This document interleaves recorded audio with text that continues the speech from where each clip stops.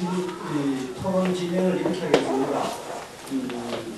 여기 지금 참석한 학생들이 아마 이 프로젝트의 구체적인 내용에 대해서 물론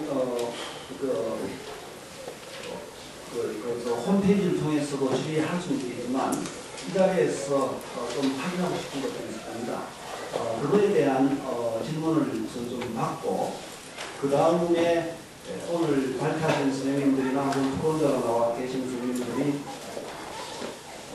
좀 더 하시고 싶은 말씀이 있으면 말씀을 드리는 그런 자리를 하겠습니다. 그리고 아까 대치과 두 건축가께서 발표하실 때에 소개를 하셨는데 그 일본말을 우리말로 옮긴 우리 김하나 씨죠. 서울대학교 박사과정인데 간단하게 그래도 소개를 좀 드리겠습니다. 몇 아시죠? 네, 김하나 씨입니다. 네. 오늘 이 토론에서 혹은 아까 발표에서도 상당히 중요하게 이야기했던 언급이 되고 있는 단어 중에 하나가 밀도인데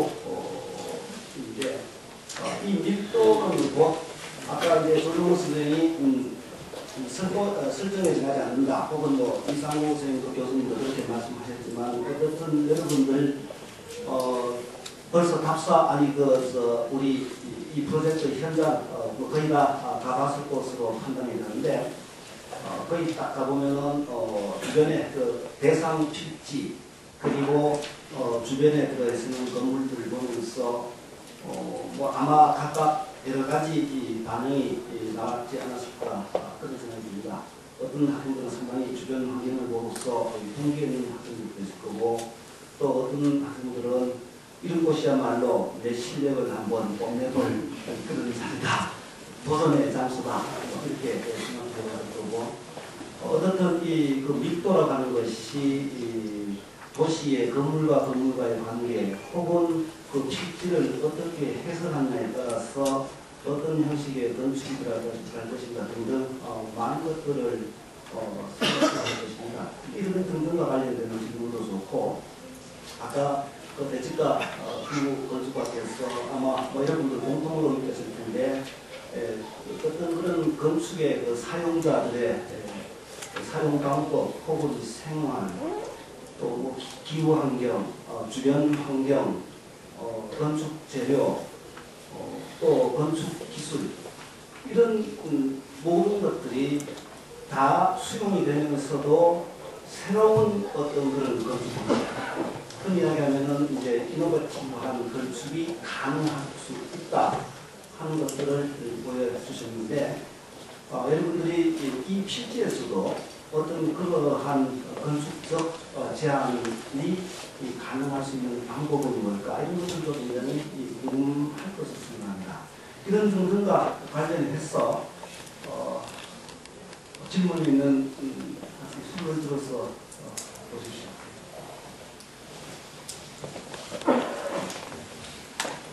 예, 누군지 자기 소개를 좀 하고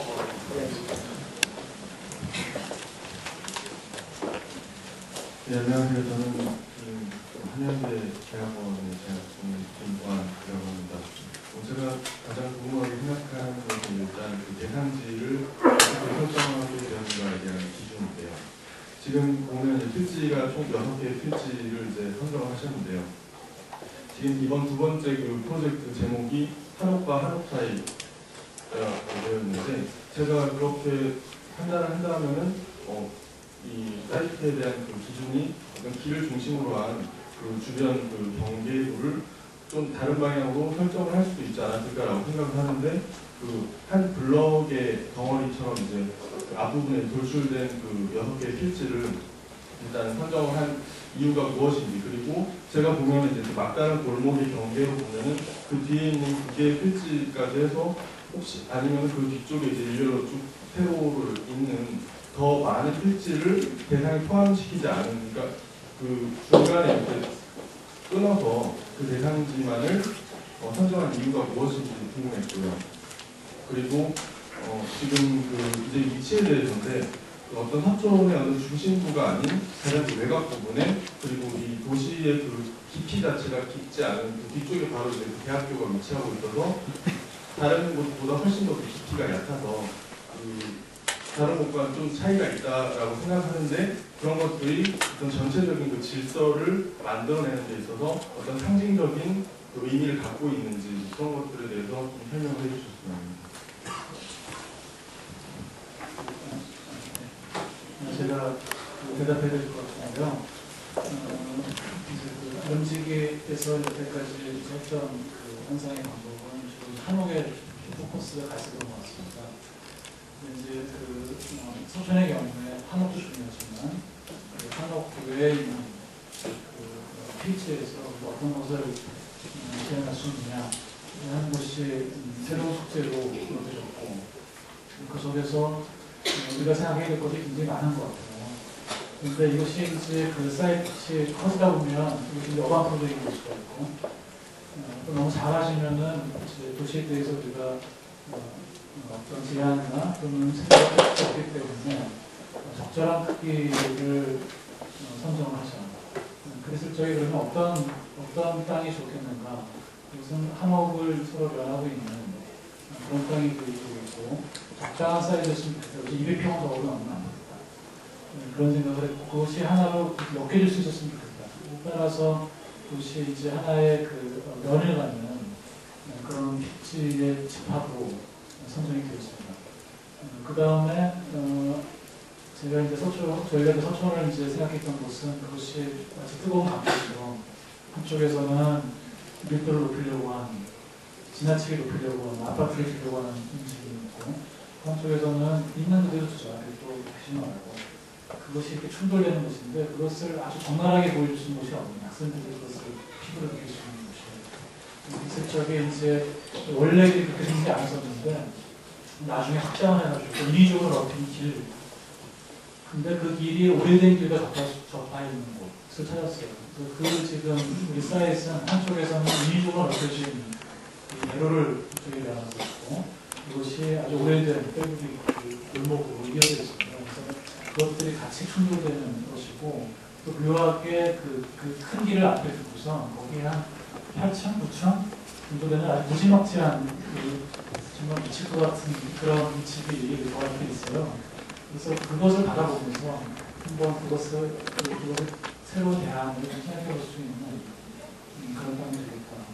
또 한 가지는 뭐냐면, 아까 조정 선생님이 적절하게 지적을 하셨는데, 서촌에 거주하고 있는, 정수하고 있는 사람이 집 주인만은 아니고 여러 주체들이 있어요. 근데 그 땅이 대로에 변하고 있고, 또 아주 작은 길을 변하고 있기 때문에 그 속에서 여러분들이 시나리오를 풀어나갈 수 있는, 어떤 경우에 거기가 집을 포함해서, 거주지를 포함해서 미술관이 될 수도 있고, 설계 사무소가 될 수도 있고, 그런 다양한 가능성들을 그 속에서 담을 수 있을 것이다. 여러 군데를 보다가 이제 거기를 신앙적으로 생각하고 있습니다. 그리고 거기에 그 서촌에서 제일 높은 빌이 있기 때문에 그 위에 올라가시면 사이트를 제일 잘 볼 수가 있어요. 우측으로. 그래서 약간 또 학생들한테 이렇게 유머?